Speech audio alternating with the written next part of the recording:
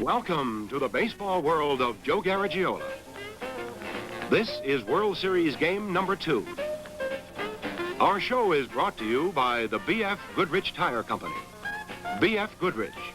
We're the other guys. Welcome to Boston in Game 2 of the 1975 World Series.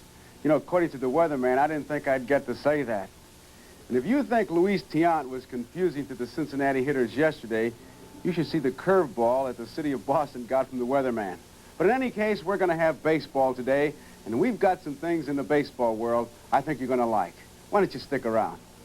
The attraction to watching these elder statesmen of the Boston Red Sox work is the reaction of the fans. Now, with these modern, brand-new stadiums, you got all kinds of super facilities, but this ballpark is different, Fenway Park. It's home to these fans. And they come for a lot of reasons. They come to cheer. They come to parade. And, of course, they come to root. And I mean they do some, well, let's call it studious rooting. And, of course, they come to eat. And eat. And I mean eat and listen. And eat. And eat. Little Telly Savalas there. Oops, I got a root. Get the hot dog out of my hands. Just in time. I don't know what he's doing. He's eating. He's finished. Yesterday, for the Boston Red Sox and the Boston Red Sox fans, it was a picnic. Tough World Series already for some people in the prediction business. The experts who picked Cincinnati in 4 straight, they've gone into hiding. And the weatherman who said that today's game would be rained out, I think he's starting a new slump. So today, for the Boston Red Sox, it'll be a left-hander, Bill Lee. Jack Billingham is the pitcher for the Cincinnati Reds. And we hope that you'll join us on Tuesday night for Game 3 in Cincinnati. Right now, I'm going to go upstairs and, hey, don't laugh. Hats are very big in Boston. I'll show you what I mean.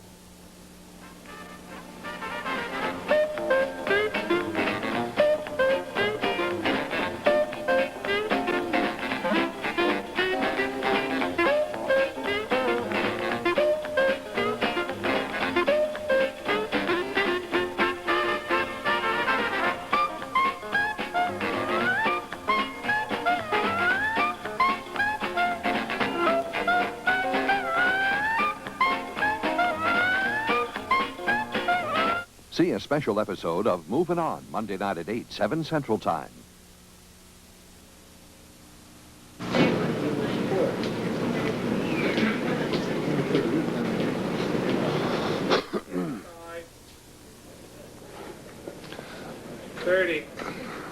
Come on. A little spirit, Bob. 30. 20 looks like the Nuremberg jury over here. 15 seconds. 10. 5 seconds. 4. 3. 2. Hi, I'm Jack Buck for Grandstand here on NBC. And in just a moment, we're going up to Fenway Park in Boston and hopeful that we'll have the same kind of good defensive action that we had yesterday. It was a terrific game, wasn't it? Meanwhile, I have a problem. No one comes around to the grandstand with beer and hot dogs and popcorn, but I have something else to cover me this afternoon. You remember a couple of weeks ago when Baltimore and Boston were both alive, I said the two of them together couldn't beat Oakland? Well, the mail started to come in, and I'm supposed to eat crow because of what I said. And I've got myself covered, so along about the 3rd inning of the ball game, I'm going to dig in and make you more angry if you're rooting for Boston by picking Cincinnati, even though they lost the first game yesterday. Seriously, though, here on Grandstand, we're going to be gathering the sports news of the day. We're going to be collecting highlights of the football games that are being played. Then after the baseball game, go to Kansas City for the Oakland game. And right now, it's almost game time up in Boston. So we'll send you back to Fenway Park for Game 2 of the 1975 World Series.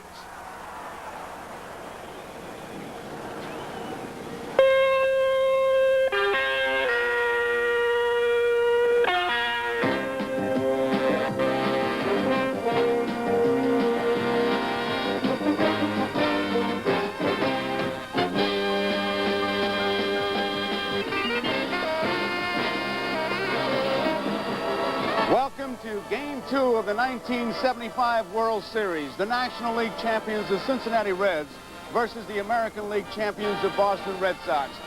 There you see a shot of Boston on this foggy, rainy Sunday morning and afternoon. We've had rain here. Neither ball club took batting practice, but the field is being cleared right now.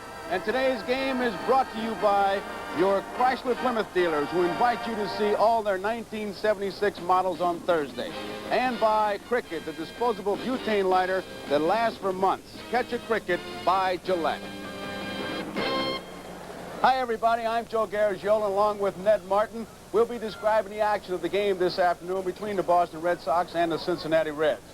Well, all the talk today was Luis Tiant and not too much talk about the wall. As far as the wall, nobody came close to hitting it yesterday, and I think that the Cincinnati Ball Club, as good a ball club as they are, realized after the game, a 6-0 win by Tiant, that Tiant could have beaten them if they were playing in an airport or if they were playing in a telephone booth. They played their game, and he beat them. The right-hand hitters tried to go the opposite field, but Tiant was just a little bit too much. As far as today, Jack Billingham is the pitcher for the Cincinnati Reds. He is switched in rotation with Fred Norman. Sparky Anderson made the move, feeling that Fred Norman would be more important in middle relief. Sparky has two left-handers that he can call on. He wants to hold Will McEnany for late in the ball game, so he is using Jack Billingham, a sinker ball pitcher. As I said, I'll be working with Ned Martin today. Ned has been with the Boston Red Sox all year, and Ned, the pitcher for the Red Sox, is Bill Lee, and that should give us an interesting afternoon. Bill is one of the blithe spirits of baseball, Joe, and you're going to get a kick out of him and some of the quotes that he's made. But besides that, he's a pretty good pitcher. He won 17 games this year, 17 last year, and 17 the year before. And he said, I'm a consistent 17-game winner. Somebody asked him if he went to Darrell Johnson and said he wanted to pitch this game, if he was ready. He said, no, the manager came to me and said I was ready. So he's a guy that has a great move to first base. He's a good fielder. And I think you're going to see an awful lot of strange moves by him because he is a good one. The last game he won was August the 24th in a game against Chicago, and the same kind of day this was, held up by about an hour and a half of rain. And in that game, Carl Yastrzemski hit a home run to help him win it in the rain. Still doing it. Yeah. Freddie, your first World Series game yesterday, what were your feelings as that first pitch was thrown? Were you nervous? Were you concerned? Were you uptight? What adjective might describe it? Well, Tony, before the game I was a little bit nervous, as I am in almost every game, but after the first pitch was thrown, all my nerves left me, and I was completely relaxed. Joe, you've been in this before, and you've seen now an actual game competition, the Red Sox. What about this ballpark, and what about the Red Sox team? Well, I think the Boston Red Sox play this ballpark very well, especially their outfielders. I think that was the difference in our ball game yesterday. The way they played our hitters a little shallower than our outfielders played their hitters. None of our balls fell in front of them, and a couple of theirs fell in front of us. And plus, they've got good speed and good players in the outfield. So they play this park very, very well, and I hope that we can play it a little differently today. Joe, let me take you back one day, and Tiant and Nick Colosi, the first base umpire, said he broke his knee, he balked. What did you see? I saw the same thing, but I saw the pitch earlier, a throw earlier. He almost picked me off because he gave me a limp knee and came to first base, which is a very good move. A lot of guys do that and they can't get away with it. It's very obvious, but he does it so quickly that it's hard to detect, and plus he changes. He doesn't do it each and every time he comes to first base. Freddie, what about an outfielder coming to the Green Monster in Fenway Park? That's got to pose quite a bit of problems for him. I think so, Tony. You may come out here for a workout the day before and get the balls off the wall, but, you can't possibly find out every little thing in one day. Like Joe says, playing shallow. That's a key thing in this park. You can't play deep. Anything hit over your head's going to bounce off that wall, and you may be able to hold them to a single anyway.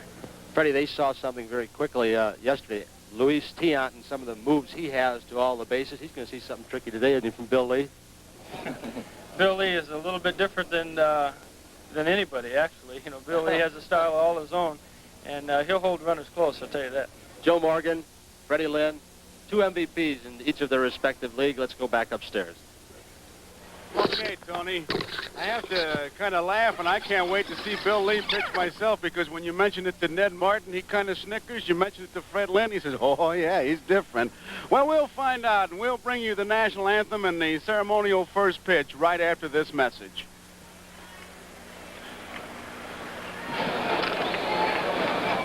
Cricket lighter is really quite a light. It'll last for months and still burn bright. Whew, It's not easy being America's favorite disposable lighter. You've got to be dependable, adjustable, and most of all, you've got to be packed with thousands of lights. Cricket, you missed one. Oh, no. Get thousands of surefire lights. Catch a Cricket lighter by Gillette. What a face, your track-to face, it's a perfect face, yes it is. Feels so smooth, twin blades smooth, so perfectly smooth, the best there is. You took your perfect face and gave it a perfect track-to shape. You shaved it close and safe, now you've got that perfect. Get the closest thing to a perfect shave. The Gillette Track 2 shaving system in regular or adjustable cartridges. That perfect track-to face. Some people, they don't mean to waste gas.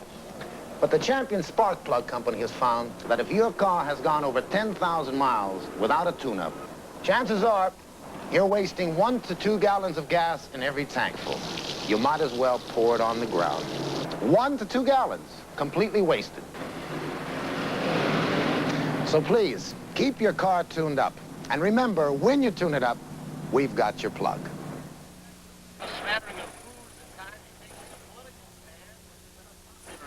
Yes, he's making several of those. He's a very outspoken guy. I think he's one of the better put-on artists in the game of baseball because he has a lot of fun. He said once with a Cleveland writer this year, he said he this ginseng around and honey that he carries around, he's going to live to be 183 years old. He said roughly that'll give me 1,000 more starts against the Indians. He's quoted in the paper today. He speaks of Voltaire, and he says, sure, he set a record, most consecutive hits by one man. Now let's go to the fielders who are getting ready for the national anthem and our ceremonial first pitch.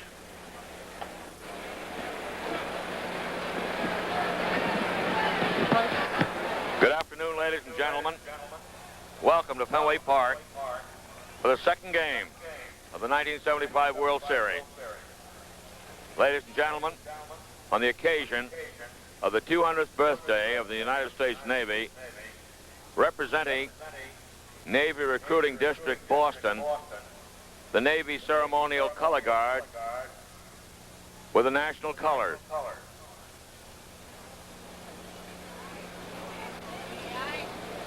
And now, to honor America, Richard Davis, the lead soloist of the Navy Sea Chanters from the United States Navy Band in Washington, D.C., will sing the national anthem. Oh, say, can you say, by the dawn's early light, what so proudly we hailed at the twilight's last gleaming, whose broad stripes and bright stars through the perilous fight o'er the rampart we watched were so gallantly streaming, and the rocket's red glare, the bombs bursting in air, gave proof through the night that our flag was still there. Oh, say does the Star-Spangled Banner yet wave o'er the land of the free and the home of the brave. So with the playing of the national anthem, we're getting set for game 2 here. It rained this morning. The infield was covered. Neither team took batting practice, but this is in great shape, the field.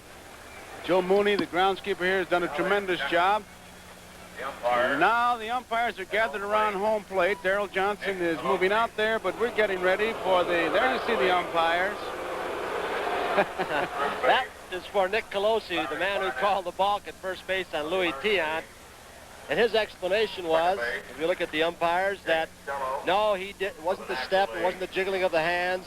He broke his left knee as if to go home, and then he came to first, and we didn't see it, but there was something imperceptible that he caught.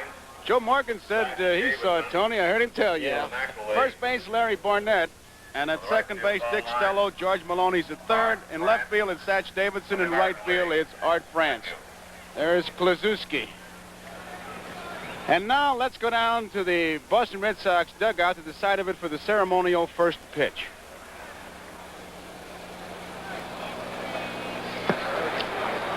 Ladies and gentlemen, we direct your attention to the box at the home plate end of the Red Sox dugout. With Commissioner Kuhn, we're honored to have the Secretary of State, Henry Kissinger.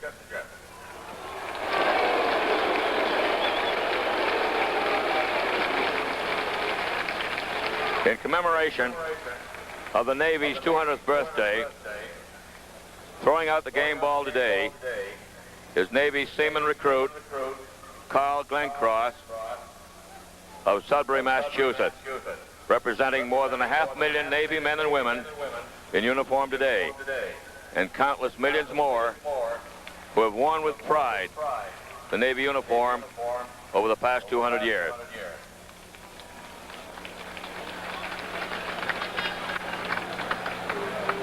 So there it is, the ceremonial first pitch. Tony, that's your friend, Dr. Kissinger from the All-Star game. Hank's looking good, isn't he? sorry, Your Excellency. Did you ask him about Nancy? I forgot. Secretary of State. I know that. I'm just kidding. He was very friendly and warm at the All-Star game. I'll say that back in Milwaukee.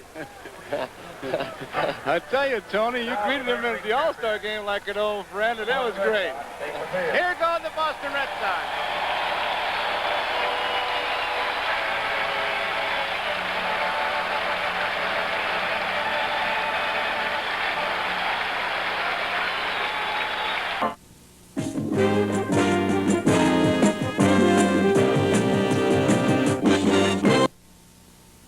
A symphony for shaving, brought to you by thick, rich Gillette foaming.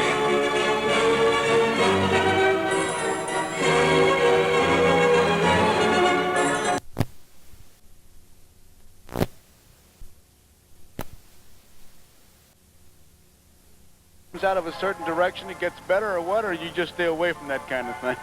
I try to just pack up and go home, but if it comes from over the west there, if it's bad weather coming, it means it's through, a front is moving through, you know, and you can expect some bad, if it gets dark up there.